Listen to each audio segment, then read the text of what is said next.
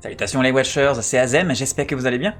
On se retrouve aujourd'hui pour une nouvelle vidéo FFTCG avec la suite de cette série de tutos. Et normalement aujourd'hui on aurait dû parler de la pile, puisque j'ai teasé la pile lors de la vidéo précédente. Malheureusement on ne va pas en parler parce que je trouve que le timing n'est pas superbe. En fait, pour parler de la pile, il faudrait que je parle aussi du principe de priorité.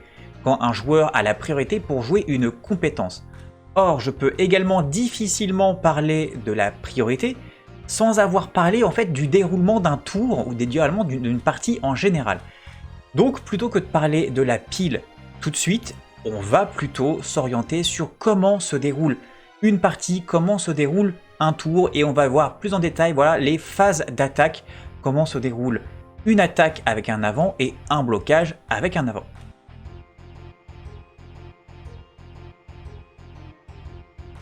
Alors avant de vous lancer dans votre partie, il faut tout simplement préparer votre partie. Donc veillez à ce que vous ayez, trouvé votre adversaire, que vous ayez chacun un deck de 50 cartes, mélangez votre deck, chacun, voilà. Et une fois que ça c'est fait, maintenant il faut définir qui va commencer la partie. Alors pour ça, c'est très simple, vous faites un lance de dés, vous faites un pierre feuille ciseaux, vous vous arrangez comme vous le souhaitez, pour définir qui va remporter cette possibilité de commencer la partie. Si vous gagnez, admettons, au dé, vous n'êtes pas obligé de commencer. En fait, la personne qui va gagner le lancer de dé, le mini-jeu que vous allez décider pour savoir qui commence, en fait, la personne, gagne le choix de choisir ou non la partie. Vous pouvez très bien lancer le dé, gagner le dé, et dire non, je préfère ne pas commencer, et dire à votre adversaire, c'est toi qui commence. Une fois que vous avez défini qui commencera la partie, les deux joueurs peuvent piocher donc 5 cartes du dessus de leur deck. Voilà, c'est votre main de départ. Vous pouvez par contre, si vous n'aimez pas votre main de départ, faire une seule et unique fois ce qu'on appelle un mulligan. En fait, il s'agit de mettre ces 5 cartes entières, donc la main complète, vous ne pouvez pas choisir une carte ou deux, vous mettez votre main complète sous votre deck et vous repiochez 5 cartes. Mais vous ne pouvez effectuer ce mulligan qu'une seule fois.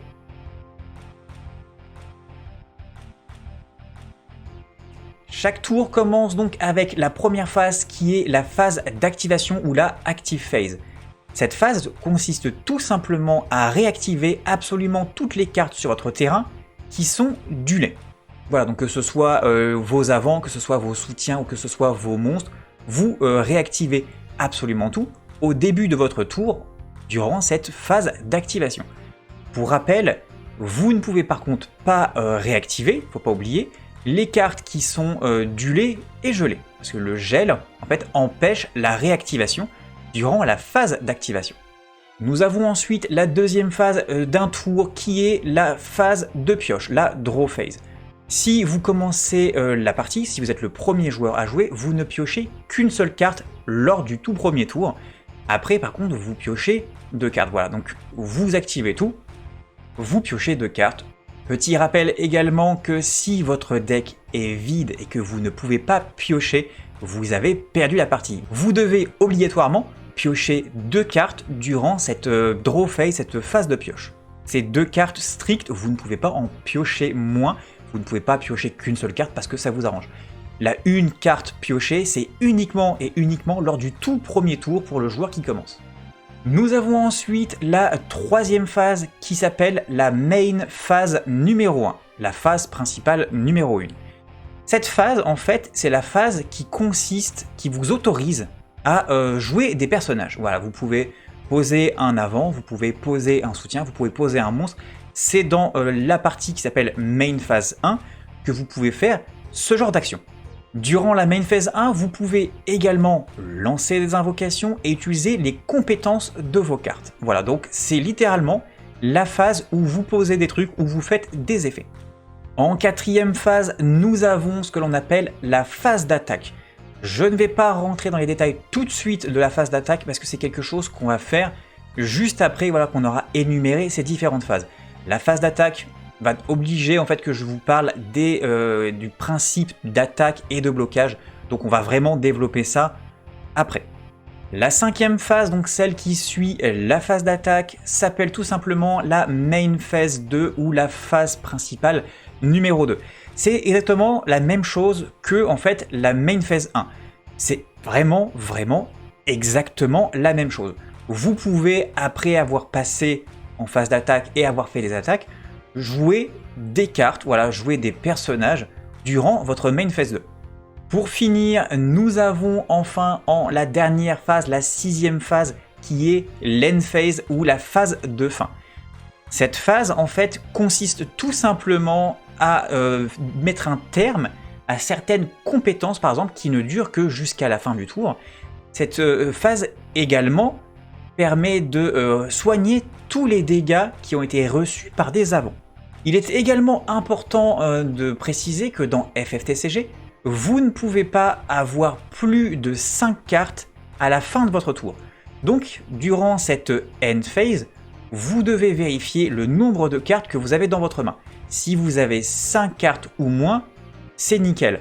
Par contre, si vous avez plus de 5 cartes en main, vous devez obligatoirement défausser des cartes pour vous retrouver avec 5 cartes en main.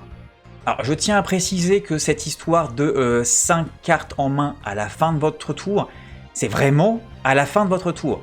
Si, admettons, votre adversaire fait son tour et que d'une façon ou d'une autre, vous piochez et que vous avez 6 ou 7 cartes en main, il n'y a pas de problème, vous gardez vos cartes.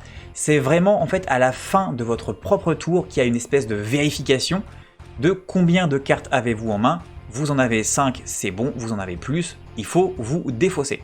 Alors j'insiste vraiment sur l'aspect défausser. Vous ne pouvez pas dire je finis mon tour, mince j'ai 7 cartes en main, je vais en jouer une pour en avoir moins.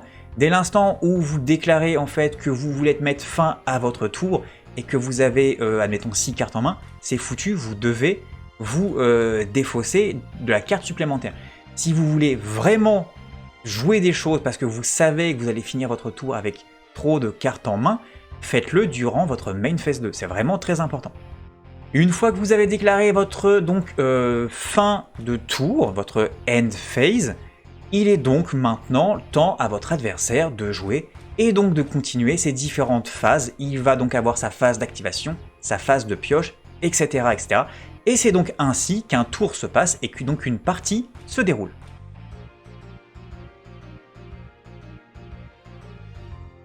Donc une fois que vous rentrez en phase d'attaque, que vous avez terminé votre main phase 1, vous avez une phase de préparation où les joueurs sont autorisés à lancer des compétences ou des invocations avant justement de lancer la moindre attaque. Alors je dis qu'on peut lancer des invocations, vous pouvez bien évidemment ne pas le faire, hein. C'est pas des trucs qui sont obligatoires. Vous pouvez très bien, voilà, pendant cette phase de préparation, ne lancer absolument aucune invocation, aucune compétence et passer directement à l'attaque. Voilà, donc c'est pas catégorique ce que je vous dis, vous pouvez le faire, vous n'êtes pas obligé de le faire. Une fois que cette phase de préparation est faite, nous avons ensuite ce qu'on appelle la déclaration d'attaque. Donc en fait, pour déclarer une attaque, vous devez prendre un avant que vous contrôlez, qui est sur votre terrain, que vous contrôlez depuis le début de votre tour, à moins qu'il ait booster. Je rappelle qu'il y a un mal d'invocation dans Final Fantasy. Et donc cet avant, vous le duelez pour déclarer une attaque. Il y a toujours, durant cette phase de déclaration d'attaque, la possibilité de lancer des compétences. Lorsqu'une attaque est déclarée avec un avant, donc le joueur qui est en défense peut choisir donc à ce moment-là de bloquer ou pas une attaque.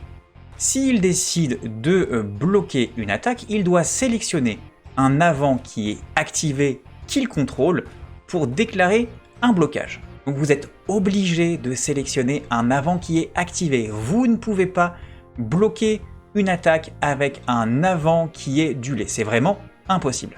Je tiens à préciser également que, sauf si c'est écrit sur la carte, un avant ne peut attaquer qu'une seule fois. En revanche, un avant peut bloquer autant de fois qu'il le veut. Dans le cas où votre attaque ne serait pas bloquée, l'adversaire recevrait un point de dégâts. Durant la phase de déclaration de blocage, vous avez toujours la possibilité d'utiliser des compétences ou des invocations. Alors, qu'est-ce qui se passe dans le cadre d'un blocage? Voilà, donc on a un avant qui a attaqué, on a un avant qui bloque cette attaque. Eh bien, c'est à ce moment-là voilà, que va servir la force de l'avant. Donc on a vu que sur les avants, il y avait un chiffre, voilà, qui est en milliers, qui est la force d'un avant. C'est donc à ce moment-là que la force est prise en compte. Alors la force, c'est également les points de vie de la carte. Il faut savoir que, admettons une carte qui a 8000 de force, il est considéré comme ayant 8000 points de vie. Donc ce qui va se passer, en fait, quand un avant va être bloqué par un autre, ils vont s'infliger en même temps leurs points de dégâts, ils vont s'infliger en même temps leur force. Si un avant reçoit des dégâts égaux ou supérieurs à sa force, cet avant va être détruit et va être mis en break zone. En revanche, s'il reçoit des dégâts qui sont inférieurs à sa force, il ne mourra pas, mais par contre, il va quand même subir les dégâts. Donc par exemple, si vous avez un avant qui a 8000 de force, qui se prend 7000 points de dégâts, il aura toujours 8000 de force, mais il aura quand même reçu 7000 points de dégâts. Il suffirait donc de lui infliger 1000 points de dégâts supplémentaires pour pouvoir le tuer. Comme j'en ai parlé dans les différentes phases, les dégâts qu'a reçu un avant sont soignés à la fin du tour. Voilà, donc l'avant que j'avais de 8000 de force, qui s'est pris 7000 points de dégâts, si je termine mon tour et que mon adversaire ne l'achève pas, ces dégâts vont être soignés. Vous devez déclarer vos attaques les unes après les autres. Il est très important dans FFTCG de faire les choses étape par étape. Si vous avez envie d'attaquer avec deux avants, faites-le l'un après l'autre, justement pour pouvoir avoir ces différentes phases bien précises de blocage, etc., etc.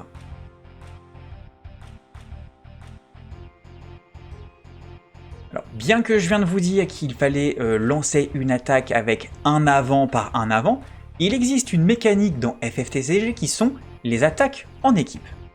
Il est donc possible de prendre deux avants, de les coupler et de les dueler en même temps pour faire une attaque en équipe. Alors il existe des conditions pour faire une attaque en équipe. Vous ne pouvez pas faire une attaque en équipe avec n'importe quelle carte. Il est également important de préciser que vous pouvez faire une équipe de plus de 2 cartes. Vous pouvez très bien avoir une équipe de 3, 4, voire 5 avants. Pour pouvoir donc faire une attaque en équipe avec deux avants, il faut que ces deux avants soient du même élément. Donc une fois que vous avez déclaré de vouloir faire une attaque en équipe, voilà, donc vous duelez vos deux avants du même élément en même temps, et donc voilà, si admettons j'ai un avant qui a 4000 de force et l'autre qui a 5000, les forces se cumulent et ça fait bel et bien en fait une attaque à 9000 de force. Vous pouvez très bien utiliser les compétences aussi, voilà, si par exemple vous avez un avant qui fait une compétence lorsqu'il attaque et que l'autre également et que vous les faites attaquer en équipe, les effets se déclenchent là-dessus, ça ne change absolument rien. Par contre, c'est aussi important au niveau des mots-clés. Par exemple, si vous avez un avant qui a le mot-clé bravoure qui, pour rappel, permet d'attaquer en restant activé, et que l'autre avant qui fait l'équipe n'a pas la bravoure, il y a un avant qui restera debout et vous duelerez quand même l'autre. Concernant par exemple l'initiative qui, je rappelle, permet d'infliger les dégâts avant l'adversaire et non pas en même temps. Par contre, là, dans ce cas-là, il faut que l'équipe complète, que tous les avants qui font partie de cette équipe aient initiative si on veut voilà, que l'effet soit actif. D'ailleurs, ce principe de former une équipe, c'est quelque chose qui ne fonctionne qu'à l'attaque. Il est impossible de bloquer en équipe. Alors, dans ce cas-là, comment ça se passe au niveau du blocage? J'ai une attaque en équipe qui est faite, mon adversaire décide de bloquer. Et bien en fait, dans ce cas-là, mon adversaire décide à qui il veut infliger ses points de dégâts. Voilà, quand il bloque, admettons, mon attaque qui était avec une équipe de 4 et 5, donc 9000, admettons, il bloque avec son avant qui fait 8000 de force, c'est lui en fait qui va décider comment il va répartir les points de dégâts qu'il inflige. Donc il peut très bien mettre 8000 sur un seul avant, ou très bien dire je vais infliger 5000 à celui-ci et 3000 à un autre. Dans le cas par contre où l'attaque en équipe passe, n'est pas bloquée, Par contre, l'attaque en équipe n'infligera qu'un seul point de dégâts. Ce n'est pas parce que vous avez 2 avants qui attaquent en même temps que vous allez infliger 2 points de dégâts. C'est toujours 1 point de dégâts uniquement, même si vous avez une équipe de 2, 3, 4 ou 5 avants. Voilà qui conclut donc cette vidéo sur les différentes phases d'un tour, le déroulement d'un tour, le déroulement d'une partie, et sur donc le principe de la phase d'attaque, des attaques, la déclaration d'attaque, et de blocage ainsi que de résolution des dégâts. J'espère que les infos ont été suffisamment claires pour vous. N'hésitez pas, si vous avez des incompréhensions, si j'ai pu mal m'exprimer, à laisser un commentaire sous la vidéo. Voilà, donc lors de la prochaine vidéo, si tout va bien, on devrait enfin aborder la priorité et la pile qui est vraiment le gros morceau de FFTCG. Ce sera également probablement, je pense, la dernière vidéo de cette série de tutos. En attendant la prochaine vidéo tuto, moi je vous fais des gros bisous, prenez soin de vous et à la prochaine pour d'autres aventures sur la chaîne FF Watchers. Salut les Watchers!